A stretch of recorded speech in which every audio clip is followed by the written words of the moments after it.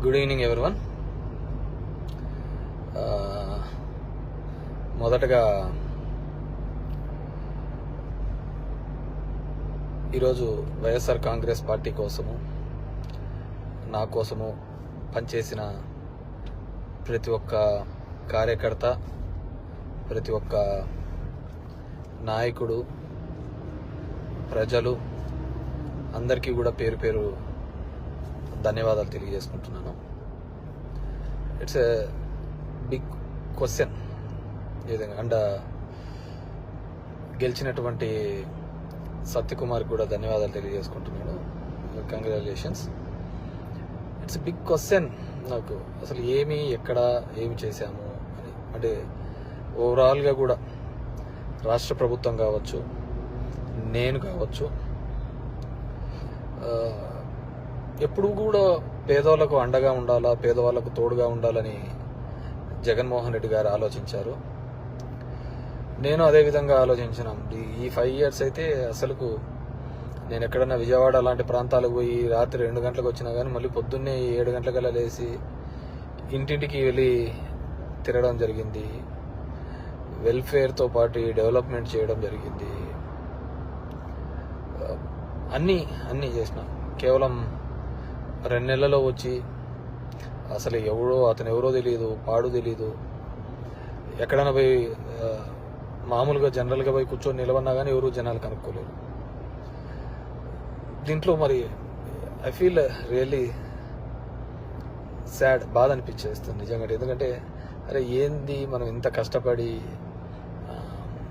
మగ్గమ్మ వాళ్ళు సూసైడ్ చేసుకుంటే ఎంటపడి భిక్షాటం చేసి డబ్బులు ఇచ్చినాము, నీళ్లు లేక అల్లాడిపోతుంటే తాగునీళ్ళు ఇచ్చినాము, రోడ్లు లేదంటే రోడ్లు ఇచ్చినాము, ఎన్ని కావాలన్నీ చేసినాము. So I feel really very bad. So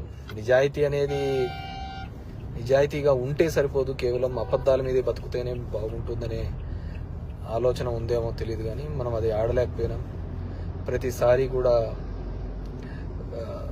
ఇంటికి వచ్చిన ఎవరికే కానీ ఇబ్బంది పెట్టకూడదు, న్యాయం చేయాలనే ఒక ఆలోచన ధోరణితోనే పనిచేసుకుంటూ రావడం జరిగింది. కానీ దురదృష్టం, అదే జగన్మోహన్ రెడ్డి కూడా అంతే. మొట్టమొదటిసారి ఒక నాయకుడు పేదవాళ్ళకు మేలు జరగాలి అని ఆలోచించాడు. మేబీ సంక్షేమం ఎక్కువగా చేసి ఉండొచ్చు, ఎప్పుడు లేనంత. అంత మాత్రాన అభివృద్ధి జరగలేదు అనేది మాత్రం అబద్ధమే కదా.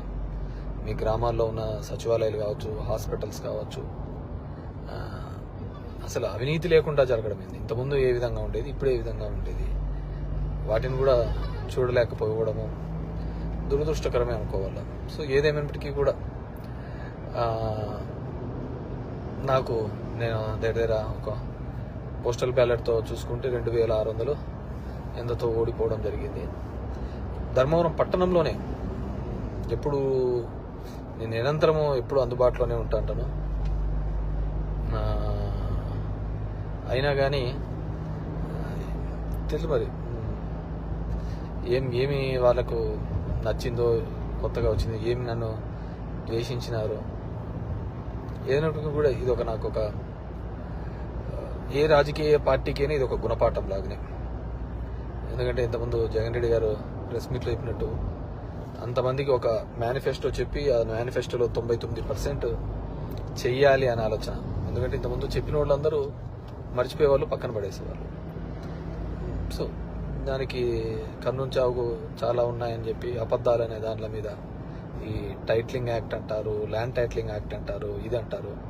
అరే కొద్దిగా కామన్ సెన్స్గా ఆలోచించారు. గవర్నమెంట్ ఇచ్చిన ఇంటి పట్టాలకే రిజిస్ట్రేషన్ డాక్యుమెంట్లు ఇచ్చినాడు. గవర్నమెంట్ ఇచ్చిన ఇంటి పట్టాలకే రిజిస్ట్రేషన్ డాక్యుమెంట్ ఇచ్చినాడు. అది కూడా మాట్లాడితే ఎట్లా? గవర్నమెంట్ ల్యాండ్లకే రిజిస్ట్రేషన్ చేపించి ఒరిజినల్ పత్రాలు ఇచ్చినాడు. మీ భూములు జగన్ రెడ్డి తీసుకుంటాడంటే ఎలా నమ్మగలిగిన? అది ఒక కారణం అయ్యింటే అది ఎలా నమ్మగలిగినారో ఏమో కానీ అర్థం కావట్లే. సో చూద్దాం.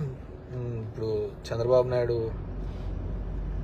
తన అనుభవంతో సంపద సృష్టించాడు. ఏ రోజు సంపద సృష్టించినాడో కూడా తెలియదు. ఆయన ఇంతవరకు ఎప్పుడు సంపద సృష్టించినది, ఎప్పుడు అప్పులు పెట్టిపోయినాడే తప్ప 14 సంవత్సరాలుగా ముఖ్యమంత్రిగా ఉన్నప్పుడు సంపద ఎప్పుడు సృష్టించలేదు అనమాట. సో సంపద సృష్టిస్తాడన్నాడు. ఎప్పుడూ లేని విధంగా సచివాలయంలో 1,50,000 జాబ్స్ ఇప్పించడం జరిగింది. ఇవన్నీ కూడా ఇక్కడ క్యాలిక్యులేషన్లోకి రాలేదు. జనం దగ్గరికి సేవలు రావాలి. కరోనా లాంటి క్లిష్టమైన పరిస్థితిలో ఆ కుటుంబానికి తోడుగా ఉన్నాడు. మేబీ మనుషులంటే అలాగే ఉంటారేమో మరి తెలియదు. కానీ ఏదైనప్పటికీ కూడా నా పార్టీ కోసము నిరంతరము కష్టపడిన వైఎస్ఆర్ కాంగ్రెస్ పార్టీ కార్యకర్తలకు, నాయకులకు, నాకు ఓటు వేసి నా ప్రజలకు అందరికీ కూడా పేరు పేరున ధన్యవాదాలు. మా నాయకులకి, కార్యకర్తలకు కూడా ఒకటే చెప్పదలుచుకున్నాను. ఊర్లో చిల్లర అన్నీ కూడా చేస్తూ ఉంటారు. కానీ లెక్క ఎప్పటికీ తప్పదు. లెక్కలు ప్రతి ఒక్కరు ఉంటాయి. కాబట్టి అందరూ కూడా సమన్వయంతో ఉండండి. మనం ఎవరికే కానీ చెడుపు చేసినది లేదు, ఇది లేదు.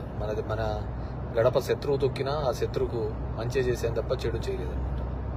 సరే, కొన్ని అనివార్య కారణాల వల్ల మనం ఓడిపోయి ఉండొచ్చు. ఏదైనప్పటికీ కూడా నాకు మద్దతుగా నిలబడిన అందరికీ కూడా, ప్రతి ఒక్కరికి కూడా పేరు పేరున ధన్యవాదాలు తెలియజేస్తున్నాను. Thank you.